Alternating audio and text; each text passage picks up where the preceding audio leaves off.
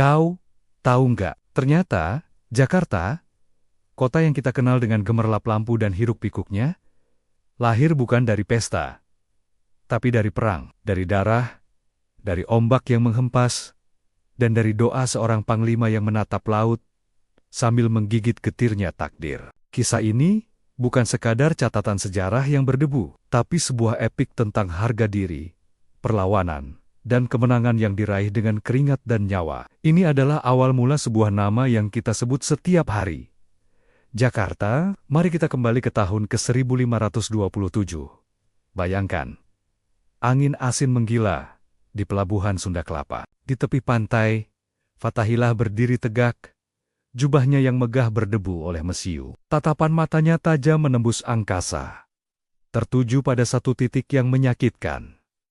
Bendera Portugis yang menari dengan sombong di langit biru. Saat itu, Sunda Kelapa bukan lagi milik Nusantara, tapi telah dicengkeram oleh kekuatan asing yang serakah. Fathahillah, panglima dari Kesultanan Demak, datang bukan untuk bernegosiasi. Ia datang untuk merebut kembali apa yang menjadi hak bangsanya. Hari ini bukan soal menang atau kalah, bisiknya pada diri sendiri. Suaranya hampir hilang ditelan deru ombak.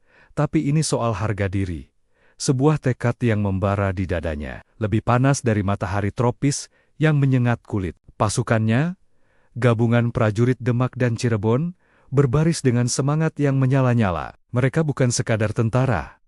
Mereka adalah para pejuang yang membawa harapan jutaan orang di pundak mereka. Ketika Fathahillah mengangkat tangannya, genderang perang ditabuh. Pasukannya maju serentak, ombak seolah pecah memberi jalan, dan langit yang tadinya cerah, kini bergemuruh seakan ikut marah. Teriakan Allahu Akbar menggema, bercampur dengan dentum meriam dan desingan anak panah. Api berkobar di mana-mana, membakar kapal-kapal Portugis yang angkuh. Pertempuran itu bukan sekadar adu senjata, melainkan simfoni kemarahan yang dahsyat. Setiap langkah para prajurit adalah doa yang dipanjatkan dalam diam. Setiap tebasan pedang adalah bentuk perlawanan atas keserakahan dunia yang ingin merampas tanah air mereka. Fathahillah sendiri bertarung di garis depan, memimpin dengan keberanian yang menular. Baginya, setiap jengkal tanah Sunda Kelapa adalah suci, dan tak boleh ada satupun penindas yang menodainya. Darah tumpah di atas pasir putih, mengubah warnanya menjadi merah kehitaman. Namun, semangat juang tak pernah padam. Pasukan Fathahillah terus merangsek maju, memukul mundur tentara Portugis yang awalnya begitu percaya diri. Taktik perang Fathahillah yang cerdas, dikombinasikan dengan semangat juang yang tak kenal lelah, akhirnya membuahkan hasil. Satu persatu, benteng pertahanan musuh runtuh. Kekuatan yang tampak tak terkalahkan itu, akhirnya goyah, lalu tumbang. Bendera Portugis yang tadi berkibar pongah, kini terkoyak dan jatuh ke tanah, menjadi saksi bisu kekalahan mereka. Perang pun usai.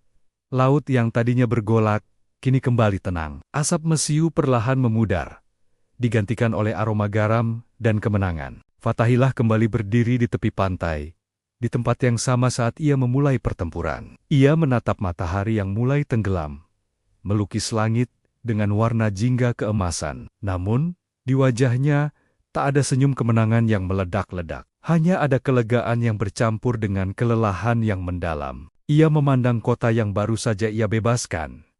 Reruntuhan yang akan segera dibangun, kembali menjadi pusat peradaban baru. Ini, Jayakarta, ucapnya lirih. Kota kemenangan, Fatun Mubina. Kemenangan yang nyata. Tapi entah kenapa, di balik nada suaranya yang tegas, terselip lelah yang aneh. Seolah ia memiliki firasat. Seolah ia tahu bahwa suatu hari nanti, kemenangan ini mungkin harus direbut kembali. Mungkin oleh musuh yang lain, dengan wajah dan nama yang berbeda. Mungkin oleh waktu itu sendiri, yang tak pernah berhenti menguji. Kisah Fathahillah dan lahirnya Jayakarta adalah pengingat abadi bahwa kemerdekaan bukanlah hadiah. Ia adalah sesuatu yang harus diperjuangkan, dipertahankan, dan diisi dengan makna. Di balik gedung-gedung pencakar langit Jakarta hari ini, tersimpan semangat perlawanan Fathahillah. Di setiap denyut nadi kota ini, ada gema teriakan para pejuang yang rela mati demi harga diri. Jadi, Lain kali kau berjalan di sudut kota Jakarta, ingatlah, kau tidak sedang berjalan di atas aspal biasa.